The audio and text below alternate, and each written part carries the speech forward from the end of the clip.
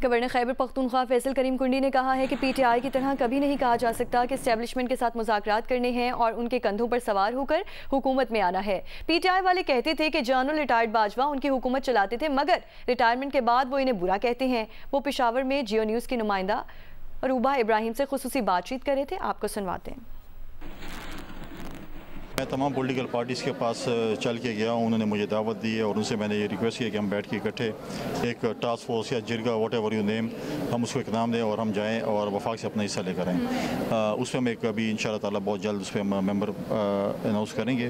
वो अपना एक मुकदमा बनाएंगे जो हमारे हक बनता है। वफाक से हम जाकर दलील और दलाइल से जो है हम अपना केस लड़ेंगे और अपना हक लेकर आएँगे। जहाँ तक पीटीआई की बात है, अगर वो हमें दावत देंगे, बैठेंगे, हमारे साथ शामिल होंगे तो हम उनको बिल्कुल वेलकम करेंगे। लेकिन माजी का रिकॉर्ड ये है कि वो सब कुछ जानते हैं। वो सबसे वो कहते हैं कि हम बिल्कुल ये अलहदा वो है कि हमें सब कुछ पता है और हम सब कुछ, लिहाजा अगर उन्होंने अगर आना है तो वेलकम, नहीं आना तो कोई हमें ज़्यादा तकलीफ़ नहीं होगी। अच्छा, पीटीआई कहती है कि आप अपने आईनी हुदूद भूल गए हैं, इस हवाले से आप क्या कहेंगे?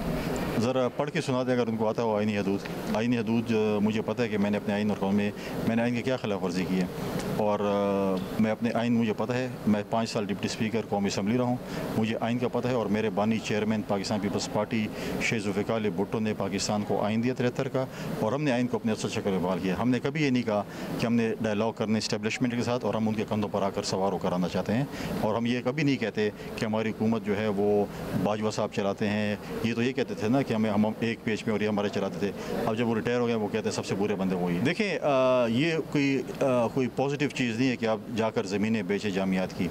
और हमारे सूबे में जो रिवाजात हैं, जो अपने घर की ज़मीन बेचते हैं या घर बेचते हैं, उसको क्या कहा जाता है आप समझें। लेकिन जब तक मैं बैठा हूँ मैं इनको 1 इंच ज़मीन बेचने नहीं दूँगा।